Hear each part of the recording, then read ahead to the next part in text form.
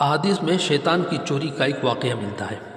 حضرت ابو ہریرہ رضی اللہ تعالیٰ عنہ بیان کرتے ہیں کہ رسول اللہ صلی اللہ علیہ وسلم نے مجھے رمضان کی زکوٰۃ کے مال پر نگران مقرر فرمایا۔ ایک رات کو اچانک ایک شخص میرے پاس آیا اور اس مال کو، سامان کو، غلے کو جو زکوٰۃ کے مال میں آیا ہوا تھا اس کو اٹھانے لگا۔ میں نے اس سے پکڑ لیا اور کہا کہ اللہ کی قسم میں تجھے رسول اللہ صلی اللہ علیہ وسلم کی خدمت میں لے چلوں گا۔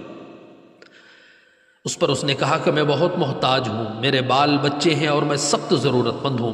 حضرت ابو ہریرہ رضی اللہ تعالیٰ عنہ کہتے ہیں کہ اس کی پریشانیوں کو سن کر میں نے اس کو چھوڑ دیا۔ صبح ہوئی تو رسول اللہ صلی اللہ علیہ وسلم نے مجھ سے پوچھا، اے ابو ہریرہ، گزشتہ رات تمہارے قیدی نے کیا کیا تھا؟ میں نے عرض کیا، اے اللہ کے رسول صلی اللہ علیہ وسلم، اس نے سخت ضرورت اور بال بچوں کا رونا رویا، اس لیے مجھے اس پر رحم آ گیا اور میں نے اس کو چھوڑ دیا۔ آپ صلی اللہ علیہ وسلم نے فرمایا، تم سے وہ جھوٹ بول کر گیا ہے، وہ اور پھر آئے گا۔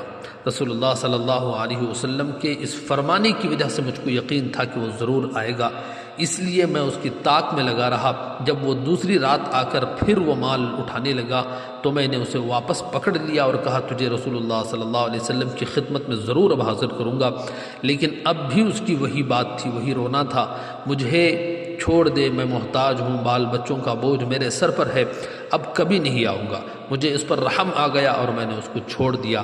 صبح ہوئی تو رسول اللہ صلی اللہ علیہ وسلم نے فرمایا، اے ابو ہریرہ، تمہارے قیدی نے کیا کیا؟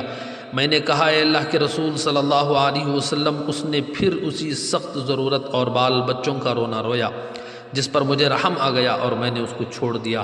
آپ صلی اللہ علیہ وسلم نے فرمایا کہ وہ تم سے جھوٹ بول کر گیا ہے اور وہ پھر دوبارہ آئے گا۔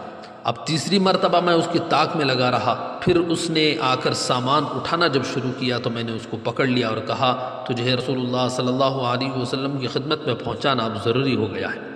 اب تیسرا موقع ہے، ہر مرتبہ تم یقین دلاتے ہو کہ پھر نہ آؤ گے، لیکن تم باز نہیں آتے ہو اور آ جاتے ہو۔ اس نے کہا، اس مرتبہ مجھے چھوڑ دو، میں تمہیں چند ایسے کلمات سکھاؤں گا جن سے اللہ تعالیٰ تمہیں فائدہ پہنچائے گا۔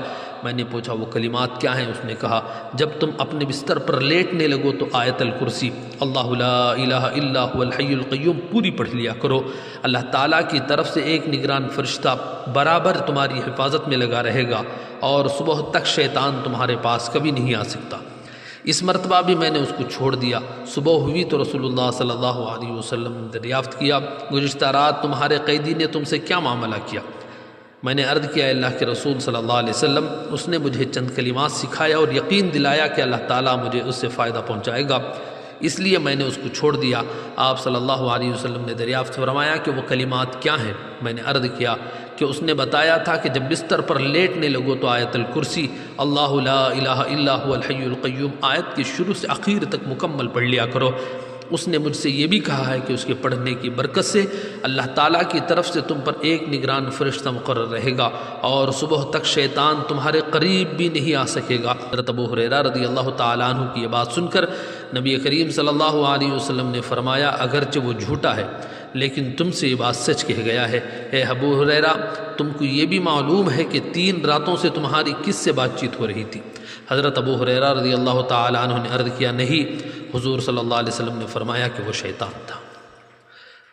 آپ حضرات آیت الکرسی کو پڑھنے کا معمول بنائیں، تقریباً 1 یا 2 منٹ کے اندر آسانی سے آیت الکرسی پڑھ سکتے ہیں۔ اس کا فائدہ یہ ہوگا کہ ثواب تو ثواب ملے گا، لیکن مال کی حفاظت بھی ہو جائے گی اور اس کی تائید خود حضور کی زبانی بھی ہو چکی ہے۔ لہٰذا ہر گھر میں سوتے ہوئے رات آیت الکرسی پڑھنے کا معمول بنا لیا جائے تو چوریوں سے بھی حفاظت ہو جائے گی۔